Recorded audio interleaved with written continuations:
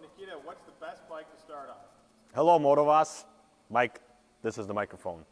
Question that we do get asked here a lot here at the store is what's a good beginner's bike to start off riding on?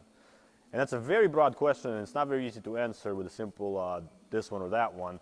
So to see if we can look deeper into it, we will discuss it real quick on Motovas. To answer that question, I myself always ask a couple questions in return. First of all, it's very important on the style of bike. What style of bike do you like? Do you like sport bikes? Do you like cruisers? Everybody who starts the motorcycling journey always starts within a certain segment of motorcycles. Me personally, I always liked sport bikes. I started on a sport bike. But that being said, there's beginner's bikes in sport bike category, there's beginner bikes in cruisers, dirt bikes, nakeds, you name it, retro bikes. There is a beginner bike in pretty much every segment of the motorcycling family. So that's very important, number one.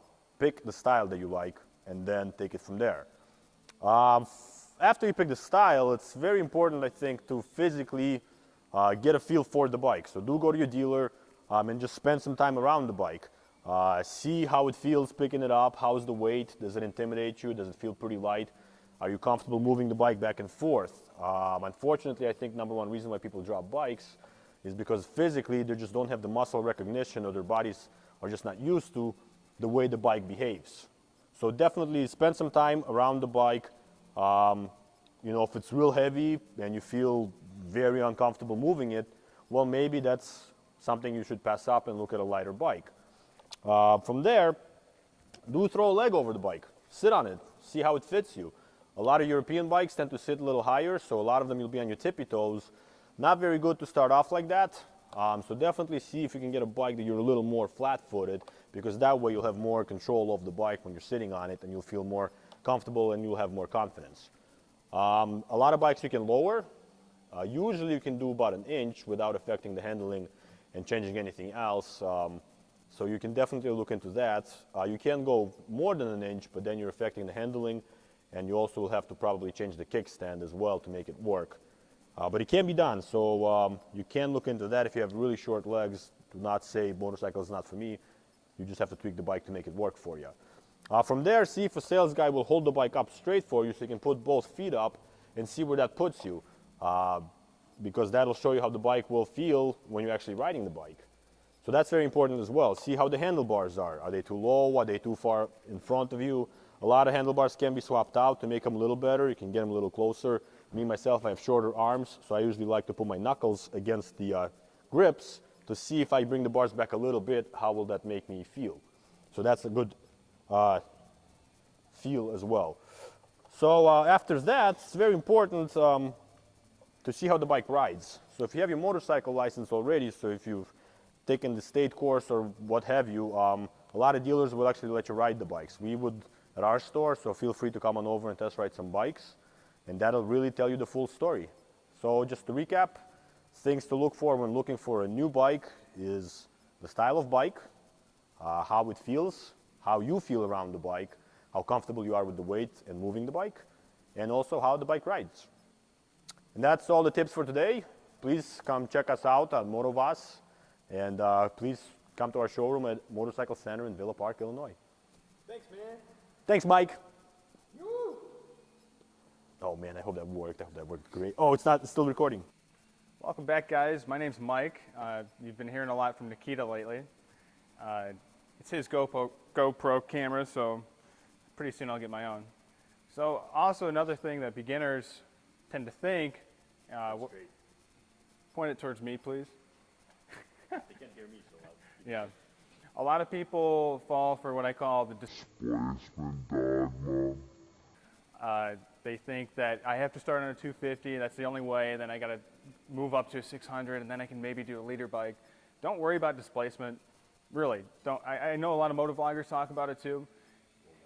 Logically, starting at a 250, sure. I mean, it'll be easier, smoother. You might be able to handle the bike well. Big thing though too is the weight. I think Nikita was already talking about it. The weight of a bike is important. And like how he was saying, with how you feel on the bike, if you feel like it's not too top heavy or you got control of it and your feet are nice and flat, This is an 800, and I think I could handle it just fine starting off. If you understand the motor, and if you potentially take riding courses, MSF courses, like in Illinois, you can do the safety foundation. A great way to start, because the most important thing you should know when you're starting, when you're riding, is learn how to ride a motorcycle. Don't worry about the displacement, and then make your next logical and emotional choice, because you don't need a bike anyway. Make your next choice based off of how it feels when you ride it, how the clutch is, how the motor is. It's fairly intuitive, and once you actually jump on a bike and you start riding, you'll understand, because you don't want to be bored with the 250 after the first 2 weeks. You want to have a bike that's going to move you. What about traction control modes? Traction control modes. A lot of new bikes nowadays, especially some of the premium brands like Ducati, MV Agusta, they'll have traction control, ABS, riding modes, wet modes for rain, urban for kind of commuting. It'll manipulate sort of the horsepower, engine management. It'll help you with, obviously we all know what ABS is. It's going to help you with stopping and traction that way. But the motor and the ECU is going to help manage sticky situations. If you start washing out, the bikes nowadays are helping you ride. And most of the time it's switchable. You can turn it on or off anyway. Where are you going with this bike? I think where I'm going with this is start on whichever bike you want to start with, man. Or female. Don't get caught up in that displacement. They can't hear you. Don't get caught up with the displacement. The displacement dogma. And you're shaking like a maniac. It's okay, YouTube has fixed it for you. But yeah, thanks guys. Thanks for tuning in to Motovas. My name's Mike. Things to remember. Don't worry so much about the size of the motor. Don't worry so much about the size of the motor.